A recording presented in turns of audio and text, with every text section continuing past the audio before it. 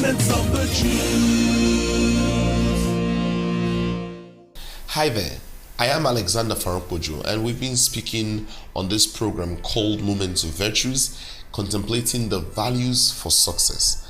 I offered that by the grace of God, I would like to partner with you through this program in having conversations that can stimulate or inspire you in the direction of your desired dream.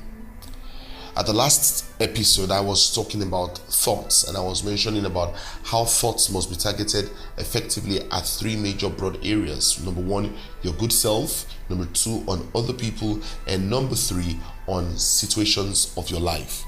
I did mention that the quality of your thought is important to your success, the precision of that thought, the timeliness, and the depth of thoughts. Concerning quality, someone once said that some of the movies we watch, when they lack cerebral power, they offer some activity intelligence, and you just see them shooting up and down, shooting. And really and truly, when a film or a script lacks intelligent prowess, that's when it gives itself to just engage the mind with some shroudy activities of, agile men who are fighting. But when the script has quality, you could tell that the quality is given in depth. And someone once said that it was when the Roman Empire was looking for how to distract the people from its loss of cerebral might, they started to give themselves to theatrical activities of the gladiators and all of that to entertain the people. So my point is this: your thoughts must carry depth. Your thoughts must carry precision, accuracy. Your thoughts must be timely. Don't just think and it was after the time was up before you realize the answer. No, you need to have speed of thoughts. And of course, you also need to have depth in your thinking. I said these thoughts should be extended, number one, to yourself, and then number two, to other people, and of course, lastly, to your situations. Having described what you should think of yourself and what you should think of other people should be what you think of yourself, I want to talk today about how you think about situations. There's an apostle in the Bible who was called James. There are two James in scriptures. The first was an apostle that Jesus Christ picked up among James, the brother of John. And there's another apostle who was not exactly one of the 12 apostles when Jesus Christ was on earth.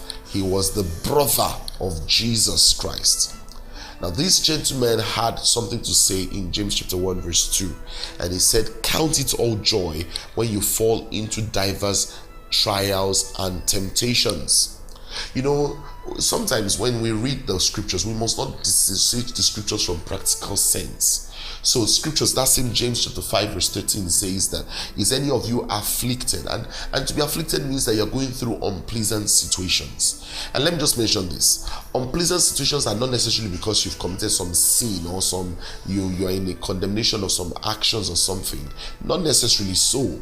There are times that unpleasant situations come simply because we have done nothing wrong. And for example, the Bible says that many are the afflictions of the righteous, and that's powerful. It says afflictions of the righteous, not because they are sinners, but because they are righteous. And now the response to your situations for an excellent-minded person is to refuse to think a victim thoughts, is to refuse to feel depressed, is to refuse to see impossibilities, but rather see that situation is going to turn out for your good. So Apostle James said this. He said, "Count it all joy when you fall into situations that are troublesome, that are turbulent."